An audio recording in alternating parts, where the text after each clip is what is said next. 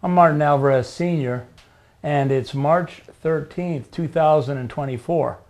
55 years ago, Ray Alcantra, my partner, my buddy, and I were in Vietnam. So we want to share a few of our thoughts and some of the pictures associated with what we did in our time in Vietnam. One of the things that happened over there was when we met each other, we hit it off real quick. And since then, we just almost like gum, sticking together all the time.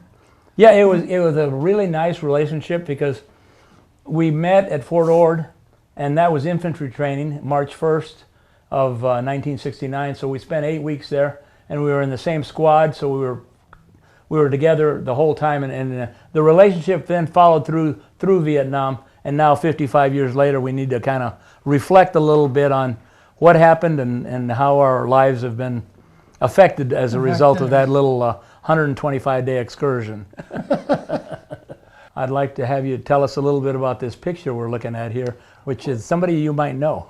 Yeah, it's myself.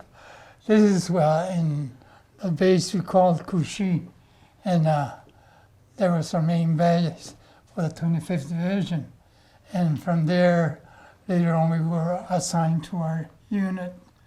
And then from there, they send us to the different bases. And from there, after a couple of days, they send us over to a smaller base. And from there, we took off. We did. Picture number 2 here is two really young men who did a lot of things in the 125 days that we were there. They kept assigning us to different areas we had to patrol. And we depended on each other on a lot of things. And what's his name? Doc Sol. Axel? Doc Sol. He was our medic, and he took care of anybody who got hurt or needed medication or care. But he was a real good, nice guy. Went out of his way to help everybody. And it was sad later on when he passed away.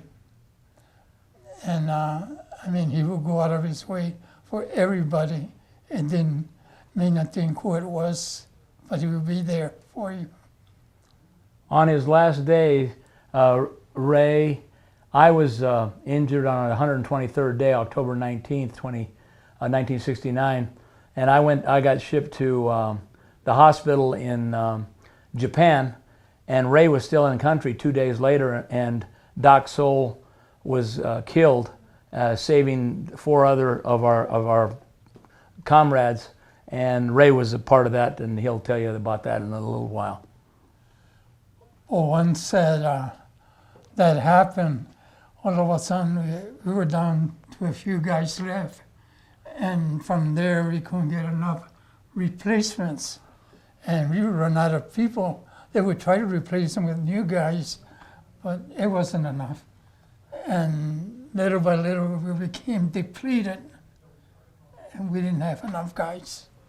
Now, the picture number 3 is at DEES base camp. It was about 8 bunkers, and this was inside the bunker with Lloyd Riley and Kenneth Eubanks. And we kind of looked like brothers. We were brothers. Very complicated time. We were being attacked in a night operation, and we were forced to stay in this bunker.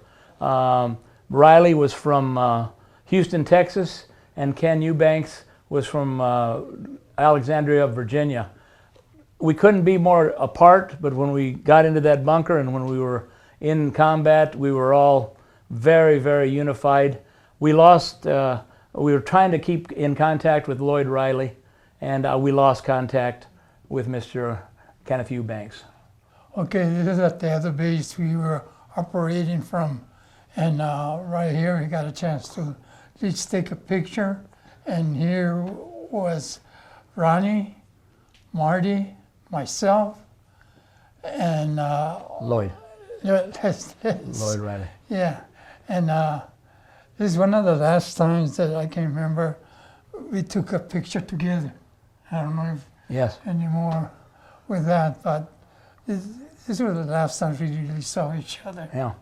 So, very good point, Ray. We worked as a team. We were in a squad together, and we need to note that Doc Soul, his name was Robert Soul, S-O-W-E-L-L, and the name was appropriate for the time, was our medic. He did not carry a weapon, and so he was always engaged in some form of helping people. Even the Vietnamese people, he helped some of the kids. So Lloyd Riley was a big-time jock from Houston, Texas, thought he was the best athlete in the world, and we always had a little debate about that. So we were very, very, very close, the four of us, and we went through a lot. And so this is the last time, the last picture, where all of us was together. On the last day, Doc Soul was trying to save his comrades, our fellow mates, and got shot and killed, won the Silver Star. I believe he was from Philadelphia, Pennsylvania, and a very well-educated guy, went to school on the East Coast, and so all of us had college. All of us were a product of the university system, and we all had different roles to play in the company and previous to this picture, but it's a time ending picture that when you and I look at it, Ray, we realize that that picture will never happen again, and no. We can see more than we can talk about today, but it was a very interesting group of 21 and 20-year-old kids. Yeah. People need to understand that we were in the bush. We weren't in any base camps. We didn't have any hot food. It was very unsanitary, so there was a disease or whatever called jungle rot, and when you contracted it, you needed to take your clothes off because it would spread.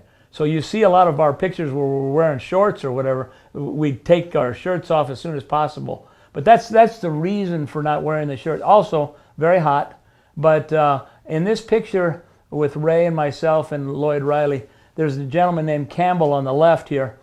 He asked me one afternoon to look into his eye and check if we could get a piece of lint or a piece of a rock or something. So I'm looking into his eye, and a sniper shoots a round right past my head. I can see it because it had a red tracer on it. It was within a foot of my head, and obviously we both went down in all kinds of trauma and going, wow, was that close? But the last time I saw that gentleman, I'm positive that he did not get killed in Vietnam, but some of the relationships you just didn't know from day to day if you're going to ever see anybody again. Right. So it's a very ominous position to be in. You want to have friends, but by the same token, you want to be cognizant of the fact that you may not see somebody. They may be assigned to another unit or right. Even worse. So very interesting laid-back shot. Talks about the times, and any thoughts about that on this picture? Well, you could be there one day and gone the next. Exactly. So we're very blessed to talk about this. The whole 125 days was completely dynamic, emotionally convoluted because weren't quite sure of what the strategy was.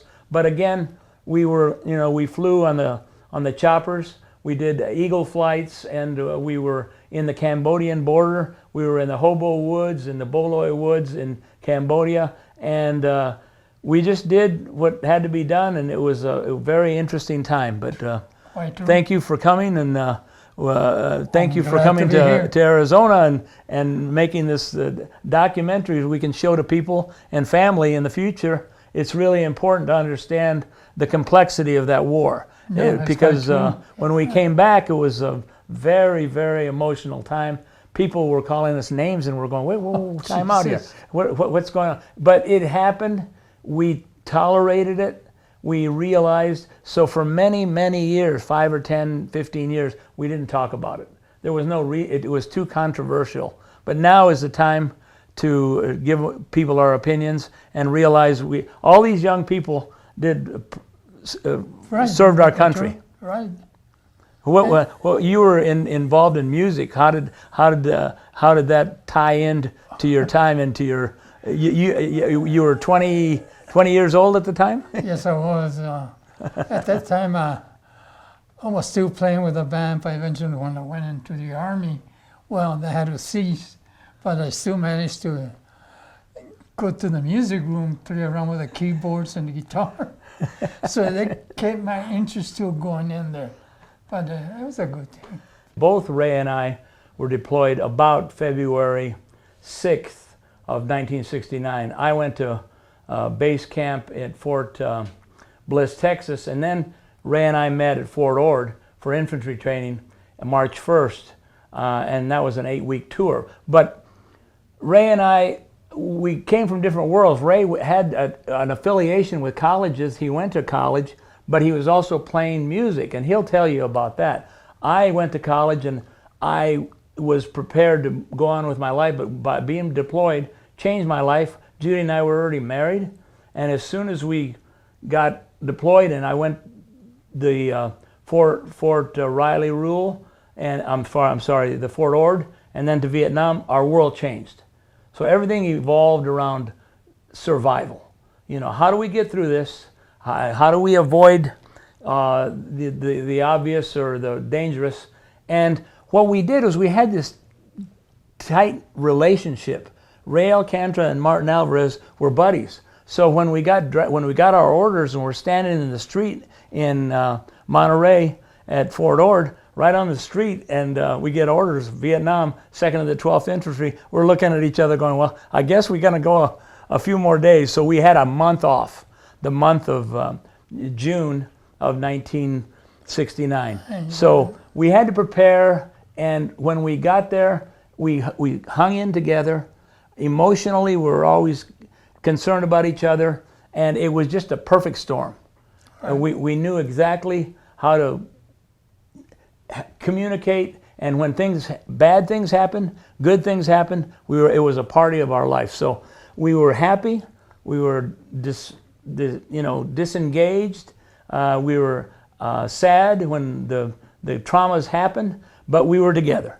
So with that being said, AJ was born while I was it was September 10th of 1969, and I told Ray, and so nobody else knew. We didn't tell anybody. There's no reason to tell people anything of that intimacy, because it doesn't do any good with these kind of people. They're our friends, but they're also might be gone tomorrow. So it was a very emotional time, but we were very sophisticated actually for being 22 years old. And so we communicated. I don't know how that affected you, but you went through the same thing I did, but you were my partner there. No, really. I would think about it.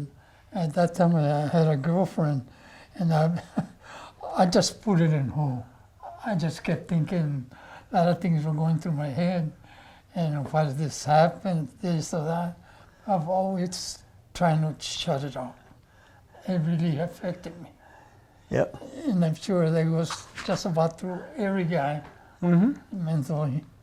Coming home was, in my case, 123 days in country. In Ray's case, 125 days. You don't plan for that, especially when they put you on a plane and send you to Japan to the hospital. So it happened. And so we had to reflect on coming home and how we would fit into the society, where we were going to be. And so I was reassigned to Fort Riley, Kansas, and then I spent another year playing war games with the Russians in Germany. So my life was changed dramatically, and coming home was the best news. One alliance that we made was that we would keep in touch. And a lot of people say today, I'll keep in touch, I'll call you. 55 years later, we're talking every week, and our world is we don't live in a perfect world, but we live pretty close to it, because we've been blessed after all of the trauma, and now we have children, and they have children. It's just a complicated world, but we are so grateful for where we are now as a result of what happened. What's your thought on that? I just gave this like a blessing. Our kids met, they became friends. They almost followed the same road me and you had already. Right. And they got to know each other, and kept in contact with everybody. Yeah. So that was a great thing to have, a good friendship like that. So our last thoughts are reflecting on the incident. I'll call it the incident, the Vietnam experience. We made it through it. We lost 8 members out of our platoon, and we are very saddened by their loss in Vietnam.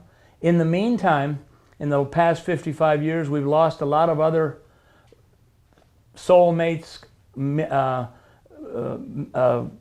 comrades, and they passed away. So we're blessed. We need to document the fact that we went through a traumatic situation, very emotional, and we're here. Both Ray and I are here, and our families, as he said earlier, have been. The next generation is going to keep the not the idea, but the experience, so that we can learn from this and reflect, because we've been very blessed to have really nice lives past 1969. So thanks for listening to us. We hope that this will be something that people can learn from the experiences that we've had collectively. Right.